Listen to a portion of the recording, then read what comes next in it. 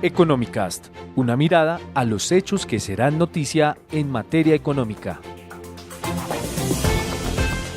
Año nuevo, alzas nuevas. Como era de esperarse, la llegada de un año nuevo ha traído varios incrementos de precios en productos y servicios, los cuales están atados al ajuste del salario mínimo y a la inflación anual. Una de estas alzas tiene que ver con el incremento de los arriendos de vivienda urbana, que según la ley crecerán conformes al IPC, que para el cierre de 2021 fue de 5,62%. ¿Cuándo subirán? ¿Para quiénes aplica este incremento? ¿Cuántas familias viven en arriendo en Colombia? Soy Javier Acosta, periodista de Portafolio, quien les da la bienvenida a un nuevo episodio de Economicast, el podcast de Portafolio en donde analizamos los hechos de la coyuntura económica del país. Para resolver estas dudas nos acompaña Daniel Vázquez Franco, presidente de Fedelonjas, a quien le doy la bienvenida. Daniel, ¿cómo está? Javier, un gusto saludarlo, un saludo para usted y para toda la audiencia de su programa. Feliz 2022 para usted y todo su equipo de trabajo y todos los que escuchan su programa. Muchas gracias por la invitación. Bueno, Daniel, comencemos. Hablemos de quiénes van a tener que pagar este incremento en los precios de arriendo que subirán conforme al tema de la inflación, del dato de la inflación que acaba de revelar el DANE. Sí, la ley 820 de 2003 es la ley de arrendamiento de vivienda urbana en Colombia. Es esa norma la que establece que para el caso de los contratos de arrendamiento de vivienda urbana existe un control que busca proteger a los arrendatarios, o comúnmente denominados como inquilinos, en la medida en que el reajuste de los cánones de arrendamiento no puede ser superior al índice de precios al consumidor certificado por el DANE para el año inmediatamente anterior a la fecha en la cual se quiere realizar ese reajuste. Eso es una disposición legal que protege, insisto, a los arrendatarios, a los inquilinos, porque, y oyendo un poco su introducción, creo que es importante señalarle a nuestra audiencia esas expresiones incremento, alza.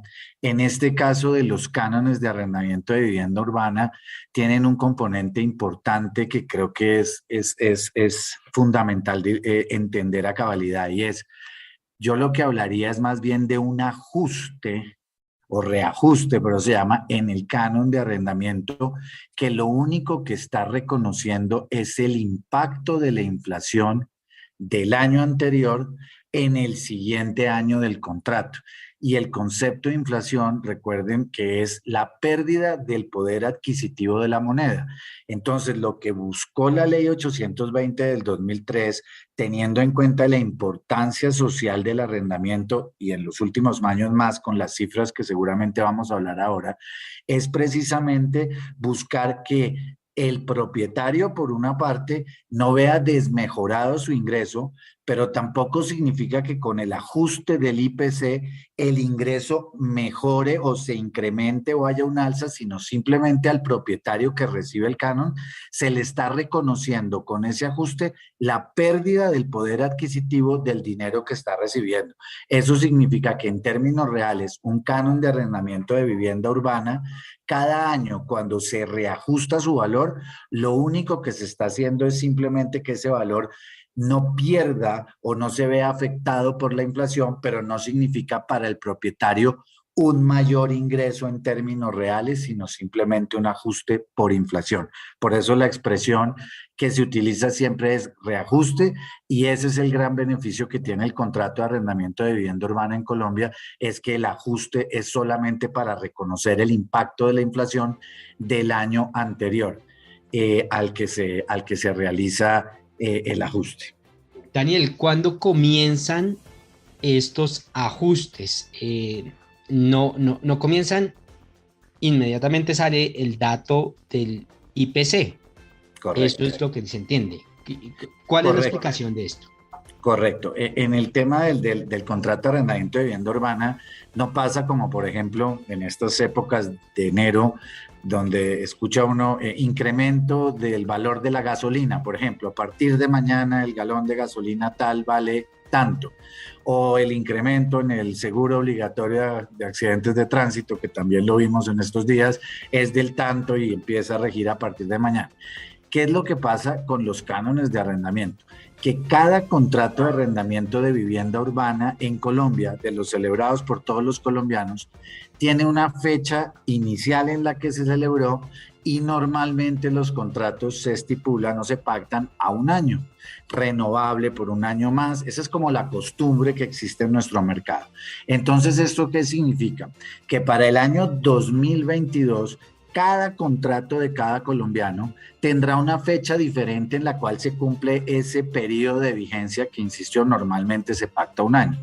Entonces, será en el momento en que cumpla ese periodo de vigencia pactado, para el ejemplo, hagámoslo un año, cuando se cumpla el año del contrato, es en ese momento que se aplica el reajuste. Entonces, podrá haber contratos que hoy, el día de hoy, se estén ajustando porque hoy era el vencimiento, por ejemplo, se celebró hace un año y hoy se ajustará con la inflación porque ya está en el año 2022 con la inflación del 2021, pero habrá otros contratos que cumplan el año en febrero 26, en mayo 5, en agosto 7 o en octubre 22, en fin, cada vez será ese día del año para cada contrato de arrendamiento en el que se aplique el ajuste por la inflación, según el dato suministrado por el DANE el 5 de enero pasado.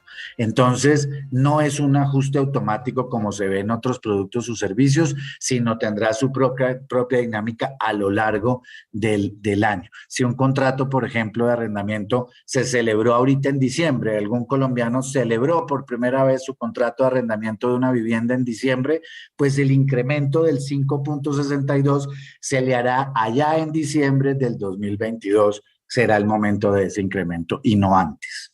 Daniel, ¿a qué se exponen las personas que arriendan y que omiten estas condiciones? Es decir, deciden subir, ajustar el costo del arriendo más de lo que indica la ley o hacerlo en el tiempo en el que no está establecido. Claramente, cuando un arrendador pretende exigir a un arrendatario o inquilino un valor, un pago de un canon de arrendamiento cuyo monto excede o es el resultado de aplicar un porcentaje de reajuste mayor al del índice de precios certificado por el DANE, lo primero que ocurre es que se presenta un incumplimiento del contrato por parte del arrendador porque está exigiendo un valor superior al que la ley claramente establece que puede ajustarse el canon de arrendamiento en cada vigencia del contrato. Entonces, por una parte hay un incumplimiento. En ese sentido, para el arrendatario es válido negarse a realizar el pago que le está exigiendo el arrendador por un valor, insisto, que resulte ser superior al que sería el resultado del cálculo con el IPC certificado por el DANE. Para eso también el inquilino, cuando se enfrente a una situación de estas, puede presentar una queja ante la institución o la entidad del municipio donde habite. En el caso de Bogotá, por ejemplo, es la Secretaría del Hábitat de Bogotá. Cada municipio tiene una dependencia que es la encargada de ejercer la inspección y vigilancia de los contratos de arrendamiento para vivienda urbana en Colombia. Y entonces, en ese sentido, también podrá quejarse a través de esas instancias, manifestando que su arrendador le está cobrando en exceso. Claramente, además, si el arrendador pretendiera exigir incluso judicialmente ese cobro por una suma en exceso, pues evidentemente el inquilino tendrá todas las posibilidades de defenderse, incluso ante un juez, de ese cobro indebido que estaría haciendo el arrendador. E incluso por ser incumplimiento del contrato, podía darlo por terminado por incumplimiento de una de las obligaciones del arrendador, que es la de efectuar un reajuste en el canon al vencimiento de cada periodo pactado con el porcentaje que corresponda al índice de precios al consumidor certificado por el DANE en el año inmediatamente anterior al del reajuste.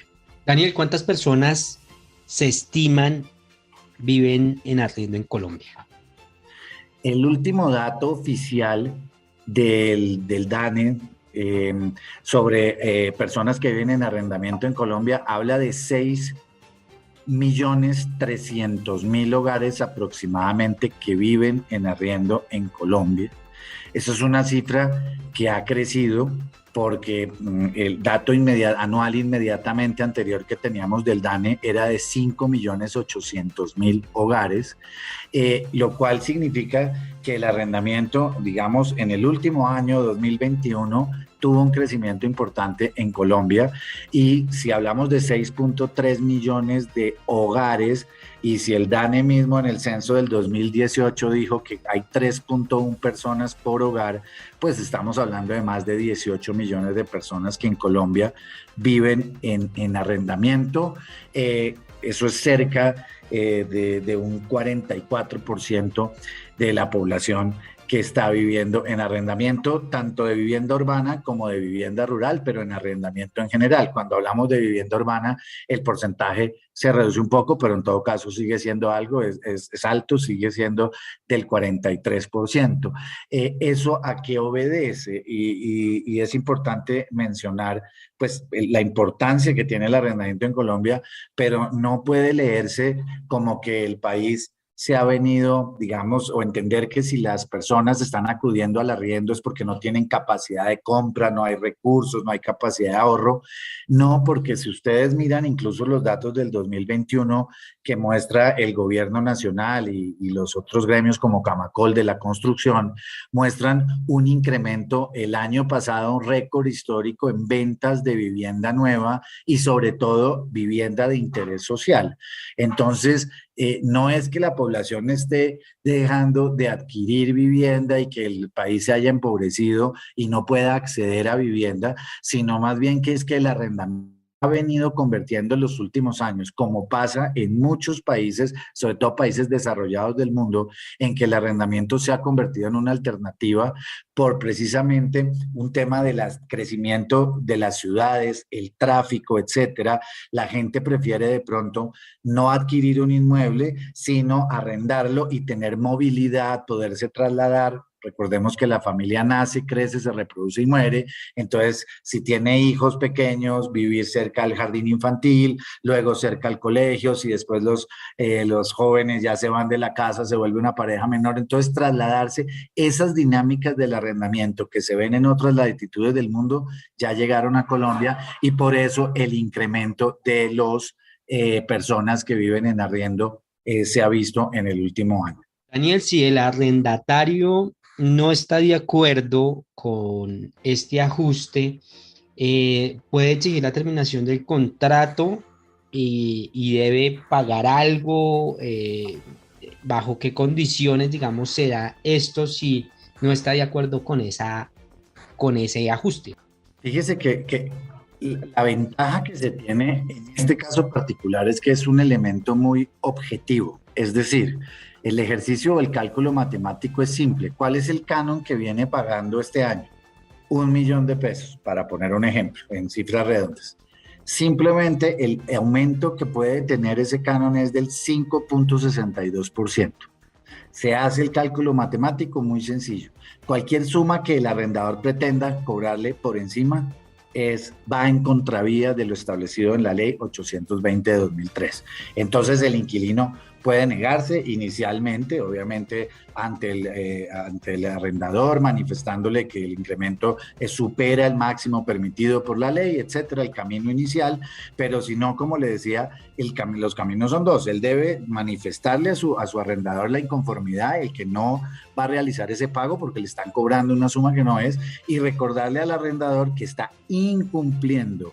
Ojo, ahí el arrendador incumple con el contrato de arrendamiento porque su obligación es cobrar el canon pactado con los reajustes que la ley permite. Si no lo está haciendo, está incumpliendo el contrato, debe hacérselo saber y debe omitir, por un lado, el pago, porque no le estarían exigiendo lo que corresponde según la ley, y segundo, puede manifestarle que es una de las causales de terminación del contrato de arrendamiento, y él de manera unilateral, si así lo desea, tomar la decisión de declararle terminado el contrato de arrendamiento. Para eso, por eso insisto, una instancia muy importante es que la persona que enfrente, un arrendatario que enfrente una situación de estas, se acerque al día de la ciudad, del municipio donde habita, pregunte cuál es la dependencia que maneja el tema de los contratos de arrendamiento de vivienda urbana y ante ellos eleve una queja formal donde esa entidad va a empezar a investigar el caso, va a requerir al arrendador y ahí buscarán un espacio de concertación o de acuerdo, porque en no pocas ocasiones lo que se puede presentar es una confusión o ignorancia también del arrendador en que cómo hacer el cálculo o cuál es el indicador que tiene que aplicar, en este caso el IPC y en este caso, si fuera hoy, el IPC del 2021, porque también pasa, y lo he visto, que a veces hay ciertas confusiones, que por ejemplo, como este ajuste en los cánones y este dato que el DANE da cada año por estos primeros días de enero, se confunde con el porcentaje de incremento del salario mínimo legal. Vieron ustedes que el incremento en el salario mínimo legal de los colombianos fue del 10.1%, y mientras que la inflación fue del 5,62. Entonces también en ocasiones pasa que los arrendadores por falta de conocimiento aplican ese porcentaje del incremento del salario mínimo legal y eso es tremendamente equivocado, es el de la inflación. Entonces caminos hay, posibilidades de defensa para el arrendatario las hay y claramente estaría en un incumplimiento del arrendador si excediera ese porcentaje, ese máximo de reajuste. Daniel, y si en caso contrario el arrendador no quiere incrementar el valor, ¿puede no hacerlo? ¿O la ley sí lo exige así? Puede no hacerlo.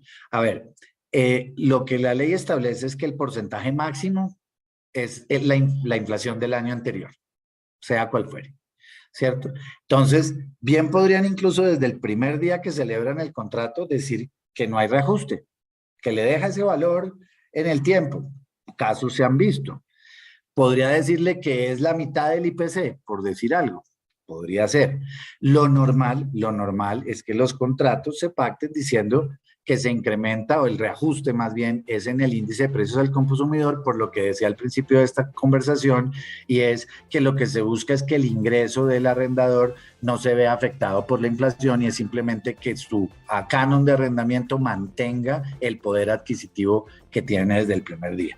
Pero bien puede hacerlo por mera liberalidad, las partes pueden pactar y el arrendador puede considerar a su leal saber y entender si hace reajustes o no. Por ejemplo, en el caso de la pandemia, en el año 2020, un año tan complejo, los contratos que en el 2020 empezaban a reajustarse, diga usted en abril, mayo, junio, julio, los meses más duros de la pandemia, donde tanta incertidumbre había reajuste y se aplicaba el IPC del 2019, pues muchos arrendadores solidariamente decidieron no le aplico el reajuste e incluso esa fue una de las medidas que tomó el gobierno nacional en uno de los decretos de emergencia, que no hubiera reajuste por unos meses, pero bien puede el arrendador, como se hizo en pandemia, en cualquier momento decirle este año no le voy a hacer reajuste por cualquier razón, por la situación económica que pueda estar pasando el inquilino, etcétera.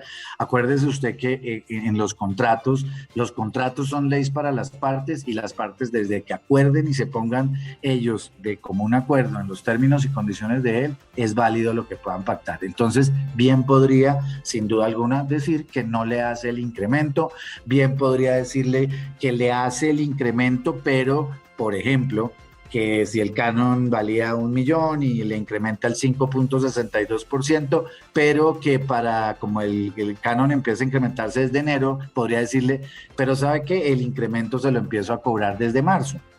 Maravilloso, ¿sí me entiende? Las partes pueden ahí pactar lo que quieran porque es una relación privada donde la autonomía de la voluntad es la que prima. Insisto, el dato importante es que por ley lo que sí no puede pasar es que el reajuste sea más de la inflación.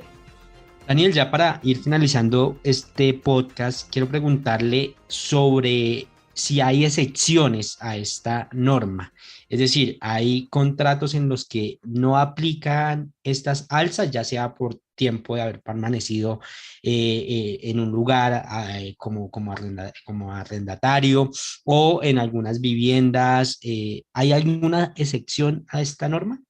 Sin duda alguna, más que excepción, lo primero, y también podemos ir a las excepciones ahorita, que sí la habría, pero lo primero es entender o reiterar que esta protección que hay para el arrendatario y este reconocimiento de la pérdida del poder adquisitivo del dinero para el arrendador, esta fórmula que se inventó la ley 820 de 2003, solo aplica para inmuebles destinados primero a vivienda y segundo, que sea urbana la vivienda. Porque existe vivienda rural y puede haber contratos de arrendamiento de vivienda rural. ¿De qué dependerá eso? Ya de la normatividad urbanística de cada municipio, que determinará cuáles viviendas están localizadas en el casco urbano de la ciudad, son viviendas urbanas, y cuáles son viviendas rurales. Entonces, lo primero, esto es para las viviendas urbanas, no para las viviendas rurales, donde no existe esa limitación o tope máximo a los reajustes. Será el que las partes libremente pacten, porque la ley 820 fue de vivienda urbana exclusivamente. Y eso entonces, ¿qué significa además? Que es algo que también, que es parte de la pregunta, creo, muy importante que usted hace, y es, para los inmuebles no residenciales, cuando digo no residenciales, es todo lo que no sea vivienda urbana, y ahí entra lo que comúnmente llamamos comerciales o locales comerciales, etcétera. Prefiero llamarlos no residenciales, locales, bodegas, en fin. Para ellos no aplica tampoco esta limitación.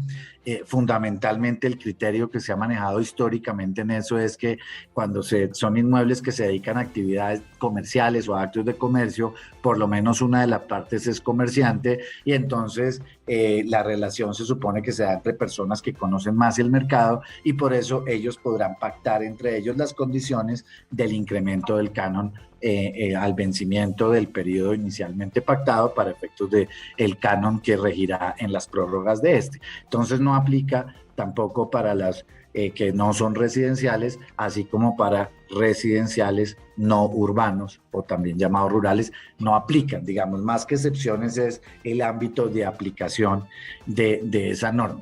Ahora, que por el paso del tiempo no deja de aplicarse, no. La norma dice que el contrato, cada vez que se establezca el vencimiento del periodo pactado, si las partes del contrato se renueva y sigue aplicándose por un periodo igual, y así sucesivamente en el tiempo, cada año podrá hacerse ese reajuste máximo en la vivienda urbana.